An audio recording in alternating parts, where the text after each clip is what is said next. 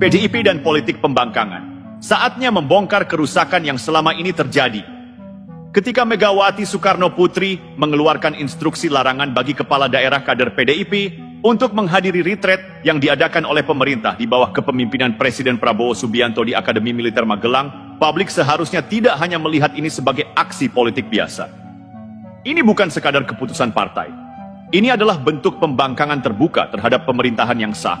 Lebih jauh lagi, ini adalah bukti nyata bagaimana PDIP selama ini telah menggerogoti sistem negara dari dalam dengan cara-cara yang tidak hanya menghambat, tetapi juga merusak jalannya pemerintahan. Mari kita telusuri dengan lebih jernih.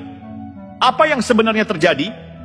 PDIP tampaknya masih belum bisa move on dari kekalahan di Pilpres 2024. Sindrom partai besar yang tidak bisa menerima realitas membuat mereka lebih sibuk mencari kambing hitam daripada melakukan refleksi diri.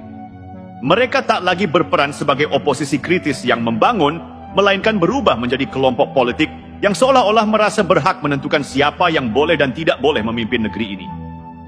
Megawati dengan sikapnya yang otoriter memerintahkan kepala daerah kadernya untuk memboikot retret kepala daerah. Alasannya, seolah-olah ini adalah langkah untuk melindungi PDIP dari tekanan politik. Padahal ini lebih mirip sikap anak kecil yang ngambek karena tidak mendapat perhatian. Mari kita pikirkan sejenak. Kepala daerah yang telah terpilih melalui proses demokratis sejatinya adalah pelayan rakyat. Namun, PDIP ingin memastikan bahwa mereka tetap menjadi pelayan partai.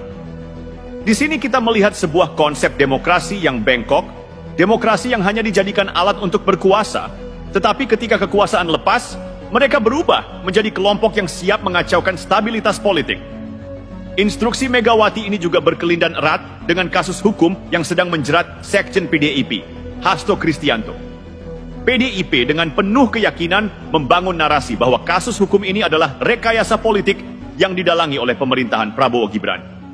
Lucunya, mereka lupa bahwa KPK yang sekarang masih beroperasi adalah hasil dari revisi UU KPK yang mereka sendiri restui saat berkuasa.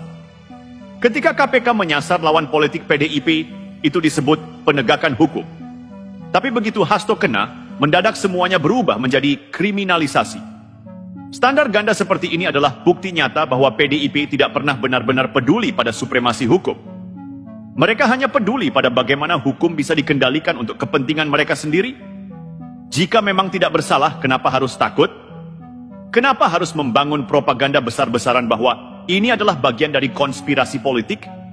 Bukankah lebih baik menghadapi proses hukum dengan kepala tegak, sebagaimana yang selalu mereka tuntut dari pihak lain?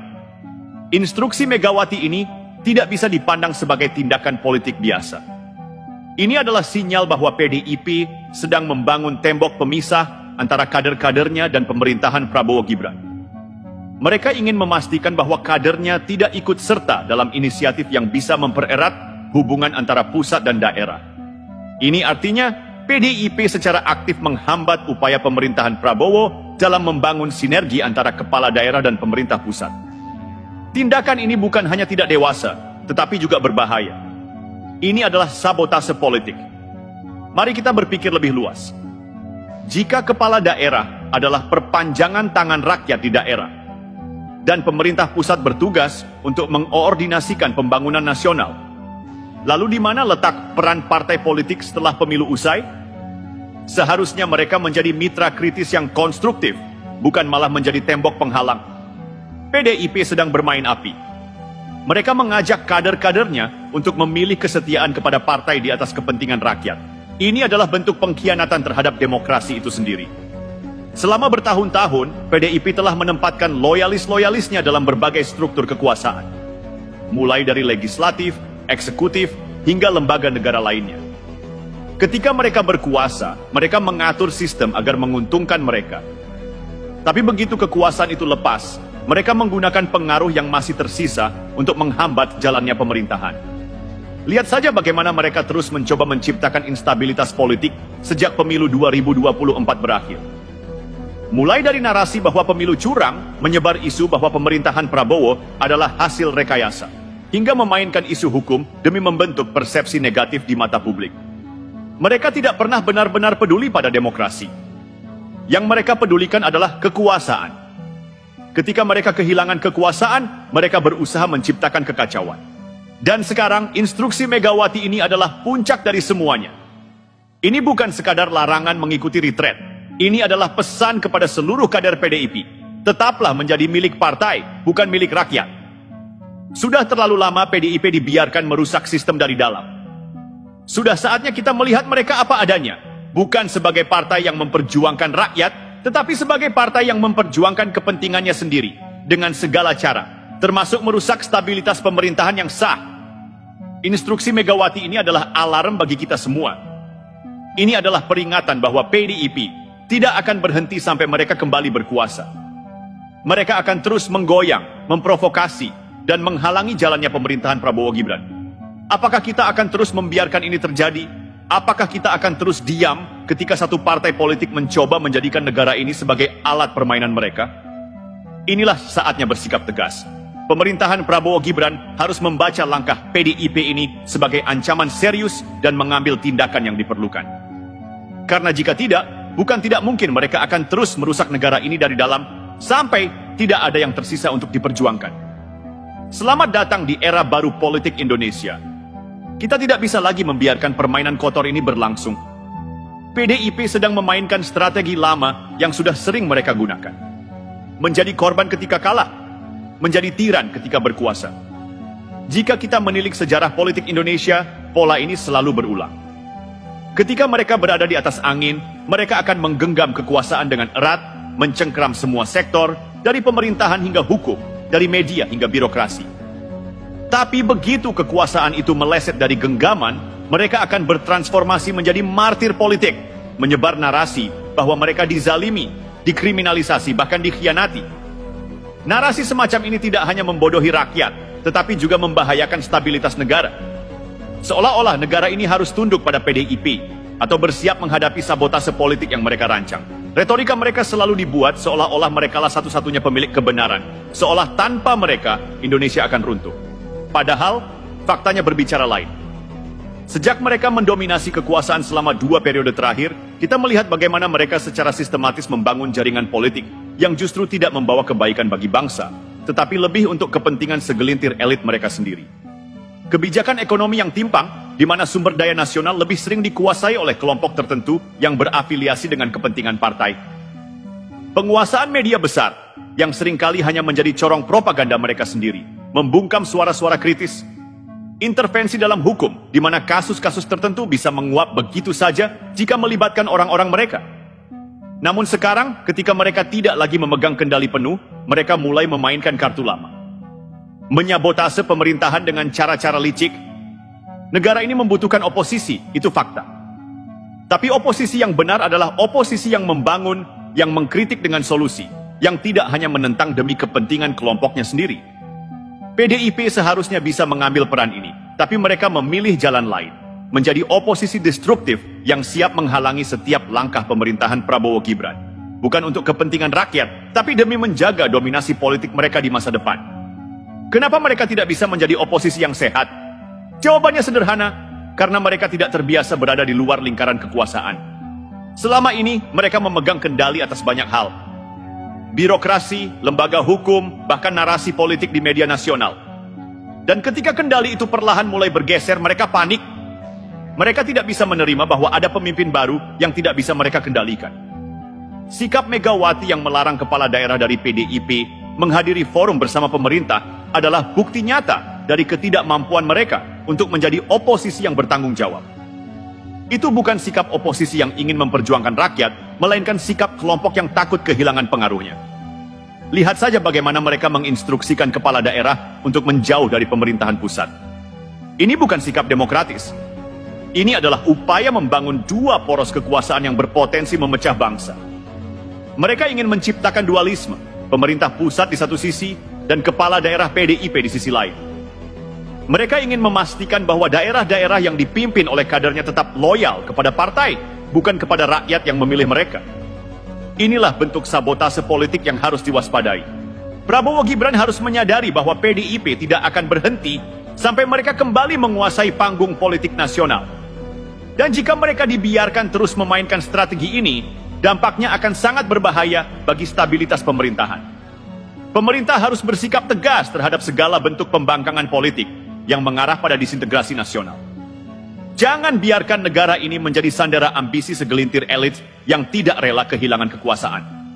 Lalu, apa yang bisa dilakukan? PDIP sedang berusaha menciptakan narasi bahwa pemerintahan Prabowo Gibran tidak sah, tidak demokratis, dan bersifat otoriter. Satu-satunya cara untuk melawan ini adalah dengan transparansi dan komunikasi yang jelas kepada masyarakat, agar rakyat melihat sendiri siapa yang sebenarnya sedang bermain kotor. Jika ada kepala daerah yang tidak mau berkoordinasi dengan pemerintah pusat hanya karena perintah partai, maka harus ada mekanisme hukum yang jelas. Kepala daerah bukanlah boneka partai, mereka bekerja untuk rakyat. Jika mereka lebih loyal kepada partai daripada kepada negara, maka wajar jika ada tindakan administratif yang perlu diambil. Membuka semua skandal lama yang selama ini ditutupi.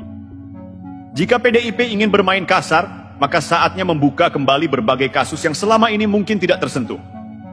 Jika ada penyalahgunaan kekuasaan yang mereka lakukan selama menjabat, maka hukum harus berjalan. Membongkar jaringan pengaruh Partai Demokrasi Indonesia, perjuangan di birokrasi dan media. Selama ini, PDIP telah membangun jaringan yang luas di dalam berbagai lembaga negara dan media nasional. Jika mereka menggunakan jaringan ini untuk menghambat pemerintahan yang sah, maka harus ada langkah untuk membersihkannya. PDIP sedang mencoba menciptakan narasi bahwa mereka adalah korban, bahwa mereka dizalimi, dan bahwa pemerintahan Prabowo Gibran adalah ancaman bagi demokrasi. Padahal, jika kita melihat lebih dalam, justru merekalah yang selama ini telah merusak sistem dari dalam. Mereka ingin mempertahankan kekuasaan dengan segala cara, bahkan jika itu berarti menghambat jalannya pemerintahan, menciptakan instabilitas politik, dan menjadikan daerah-daerah sebagai alat perlawanan terhadap pemerintah pusat. Ini bukan sekadar perbedaan ideologi. Ini adalah perlawanan terhadap sistem pemerintahan yang sah. Jika kita tidak waspada, mereka akan terus menggunakan segala cara untuk kembali berkuasa. Sudah saatnya kita melihat mereka apa adanya. Bukan sebagai partai yang membela rakyat, tetapi sebagai partai yang hanya membela kepentingannya sendiri. Dan sekarang pertanyaannya, apakah kita akan terus membiarkan mereka menghancurkan bangsa ini dari dalam? Tepat sekali. Rakyat sekarang sudah melek politik. Tidak bisa lagi dibodohi dengan propaganda murahan dan drama politik yang dimainkan oleh Partai Demokrasi Indonesia Perjuangan selama ini. Dulu mereka berusaha menampilkan diri sebagai penyelamat bangsa, tapi faktanya justru mereka yang merusak dari dalam. Kekuasaan yang mereka pegang selama ini tidak digunakan untuk memperbaiki negeri, melainkan untuk mempertahankan dominasi mereka sendiri. Mereka tidak bisa menerima kenyataan bahwa Indonesia sudah berubah. Mereka ingin terus menjadi penguasa tunggal, ingin selalu berada di puncak, dan ketika itu tidak terjadi, mereka langsung memainkan peran sebagai korban. Tapi rakyat tidak akan tertipu lagi. Kita sekarang melihat dengan jelas siapa yang sebenarnya bekerja untuk negara dan siapa yang hanya ingin menguasai negara. PDIP sudah kehilangan relevansinya. Mereka bukan lagi partai rakyat, mereka hanyalah kelompok elit politik yang haus kekuasaan dan takut kehilangan kendali. Sudah saatnya Indonesia bergerak maju tanpa bayang-bayang partai yang hanya ingin mempermainkan demokrasi demi kepentingannya sendiri. PDIP sekarang sedang dalam fase panik. Mereka tidak lagi bisa mengendalikan jalannya kekuasaan seperti dulu. Kejayaan mereka perlahan runtuh, dan yang lebih menyakitkan bagi mereka, ini bukan karena kekuatan eksternal, tetapi karena keserakahan dan arogansi mereka sendiri. Lihat saja bagaimana mereka merespons pemerintahan Prabowo Gibran. Bukannya bersikap sebagai oposisi yang cerdas dan membangun, mereka malah bertingkah seperti anak kecil yang kehilangan mainannya. Melarang kepala daerah kadernya untuk mengikuti retret kepemimpinan di Akademi Militer, itu bukan tindakan politik yang cerdas, itu tindakan putus asa. Alasannya, karena mereka merasa ada serangan politik terhadap Hasto Kristianto. Luar biasa, sejak kapan seorang tersangka korupsi harus dilindungi dengan cara mengorbankan profesionalisme kepala daerah? Sejak kapan hukum bisa dikesampingkan demi kepentingan partai? Jangan lupa, PDIP adalah partai yang selama ini paling lantang bicara soal demokrasi, soal hukum, soal keadilan. Tapi saat kadernya terjerat kasus, tiba-tiba hukum dianggap sebagai alat politik. Ini standar ganda yang terlalu kentara. Mereka mengklaim sebagai partai demokratis, tapi justru merekalah yang selama ini merusak demokrasi dari dalam. Ingat bagaimana mereka mengutak-atik aturan untuk kepentingan mereka sendiri? Ingat bagaimana mereka mencengkram lembaga-lembaga negara demi mempertahankan kekuasaannya? Dan kini, ketika kekuasaan itu mulai terlepas, mereka seperti singa terluka yang mengaum ke sana kemari, mencoba menakuti siapa saja yang berani melawan. Tapi rakyat tidak bodoh. Rakyat sudah melihat dengan jelas bahwa selama ini mereka hanya peduli pada satu hal: kekuasaan. Ketika mereka berkuasa, mereka mengatur segalanya sesuka hati. Ketika mereka mulai kehilangan kekuasaan, mereka menyebar ketakutan dan memainkan narasi sebagai korban. PDIP ingin menempatkan diri sebagai pahlawan demokrasi. Tapi faktanya, mereka hanyalah elit politik yang ketakutan kehilangan kendali. Indonesia tidak butuh Partai Demokrasi Indonesia Perjuangan lagi. Era mereka sudah berakhir. Sudah saatnya bangsa ini bergerak maju tanpa bayang-bayang partai yang hanya bisa berteriak soal demokrasi, tapi justru menindas demokrasi demi kepentingannya sendiri. Karma politik sedang berjalan, dan PDIP tidak bisa lari dari kenyataan ini. Selama bertahun-tahun mereka mempermainkan rakyat, menipu dengan janji manis, menciptakan citra sebagai partai wong cilik. Padahal faktanya mereka hanya peduli pada kekuasaan. Sekarang, rakyat mulai sadar. Rakyat yang dulu mereka manfaatkan, kini berbalik melawan. PDIP tidak pernah benar-benar membela rakyat. Mereka hanya menjadikan rakyat alat untuk mempertahankan dominasi politik mereka. Dan lihatlah sekarang, saat mereka tidak lagi memegang kendali penuh, mereka panik. Mereka mulai bertingkah seperti oposisi murahan yang hanya bisa merajuk dan mencari kambing hitam. Mereka kehilangan akal sehat sampai-sampai memerintahkan kepala daerah kadernya untuk membangkang dari pemerintah pusat. Ini bukan lagi politik, ini adalah bentuk pembangkangan terhadap demokrasi. PDIP selalu berbicara tentang demokrasi, tapi mereka sendiri yang tidak bisa menerima hasil demokrasi ketika tidak berpihak pada mereka. Mereka hanya ingin menang, dan ketika kalah, mereka mulai menuduh segala sesuatu sebagai konspirasi. Sekarang, rakyat akan menjadi hakim sejati. PDIP akan dihukum bukan oleh lawan politiknya, tetapi oleh rakyat yang selama ini mereka abaikan. Rakyat tidak butuh partai yang hanya tahu menciptakan drama dan konflik. PDIP, rasakan karma politik kalian. Ini baru awal dari kejatuhan. Semakin kalian melawan arus sejarah, semakin cepat kalian tenggelam. Jelas sekali sekarang, PDIP selama ini bukan penyelamat negeri, tetapi justru perusaknya. Mereka bersembunyi di balik jargon demokrasi dan kepentingan rakyat, padahal yang mereka perjuangkan hanyalah kekuasaan mereka sendiri. Saat mereka berkuasa, mereka mengendalikan hukum, menekan lawan politik, dan memastikan semua kebijakan berpihak pada kepentingan partai mereka. Tetapi begitu kekuasaan itu mulai lepas, mereka langsung berteriak kriminalisasi, otoritarianisme, dan pembungkaman demokrasi. Ironis, bukan? Ketika KPK memburu koruptor dari partai lain, mereka diam dan mendukung. Tapi ketika kader mereka sendiri tersandung kasus, mereka langsung menuduh ada kepentingan politik. Sekarang rakyat semakin sadar. Tidak ada lagi ruang bagi partai yang hanya bisa merusak negeri ini dari dalam, yang hanya tahu memecah belah, menciptakan konflik, dan mempertahankan kekuasaan dengan cara kotor. PDIP boleh saja terus berusaha melawan takdir kejatuhannya, tapi waktu mereka sudah habis. Mereka bukan lagi partai rakyat, mereka adalah partai elit yang haus kekuasaan. Indonesia tidak butuh Partai Demokrasi Indonesia Perjuangan lagi. Negeri ini lebih baik tanpa mereka.